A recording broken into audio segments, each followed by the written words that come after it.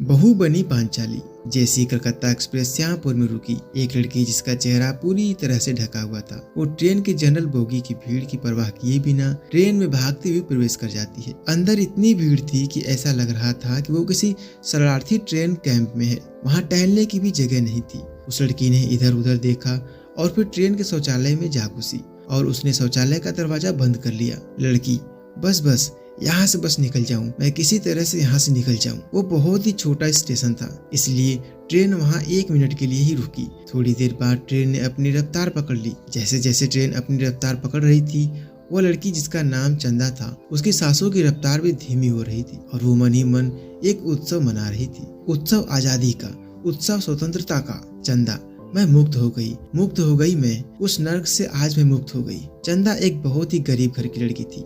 उसके पिता बचपन में ही गुजर गए थे। उसकी माँ दिहाड़ी मजदूरी का काम किया करती थी। कभी वो मकान का काम करती, तो कभी पुल का, तो कभी सुरंग बनाने का। चंदा की माँ बीमार भी रहा करती थी, इसलिए उनके घर का चूल्हा भी कभी जलता तो कभी नहीं जलता। बहुत ही मुश्किल से उनकी कमाई से घर का गुजारा होता था। जब चंदा 10 साल की हुई तो एक दिन उसने अपने माँ से कहा, चंदा, माँ, मैं भी तुम्हारे साथ काम करने जाना चाहती हूँ। दोनों मिलकर काम करेंगे तो ज्यादा पैसे आएंगे, इससे तेरी दवाई भी आ सकेगी और 2 टाइम की रोटी भी। माँ के लाख मना करने के बावजूद वो काम पर जाने लगी। जल्दी चंदा अपने काम में एक्सपर्ट हो गई। सुरंग बनाने का काम उसे बहुत अच्छा लगता था, क्योंकि उसमें ज्यादा दिहाड़ी मिलती थी। हालांकि उसमें खतरा भी बहुत था।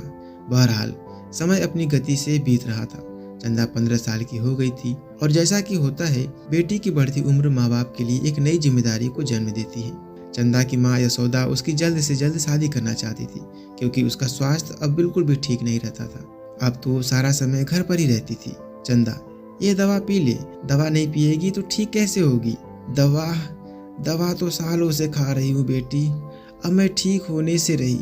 बस अब यही चाहती हूँ कि आंखें मूंदने से पहले ही तेरी शादी देख लूँ। लेकिन गरीब बेटी की शादी करना उतना ही मुश्किल है जितना भूसे के ढेर में सुई ढूंढना। फिर भी यशोदा चंदा की शादी की कोई भी कोशिश नहीं छोड़ती थी। इसी क्रम में एक दिन चंदा की दूर की बुआ यशोदा के घर आई। बुआ, अरे पहले सांस तो लेने दे, फिर बताती हूँ बातें विस्तार से। असल में चंदा की बुआ चंदा के लिए एक बहुत ही अच्छा रिश्ता लेकर आई थी। यशोदा को तो विश्वास ही नहीं हो रहा था कि उसकी चंदा की किस्मत इतनी अच्छी है। बुआ, अरे यशोदा, कितनी बार कहूँ, उन्हें मैंने दिखा दिया है चंदा की फोटो। चंदा उन्हें बहुत पसंद है। यशोदा, और लेन देन? बुआ, फिर वही बात। अरे कहा ना अभी, लोग अच्छे खाते पीते घर से हैं, उन्हें 1 रुपए नहीं चाहिए, बस 2 जोड़ी में चंदा को विदा कर दे।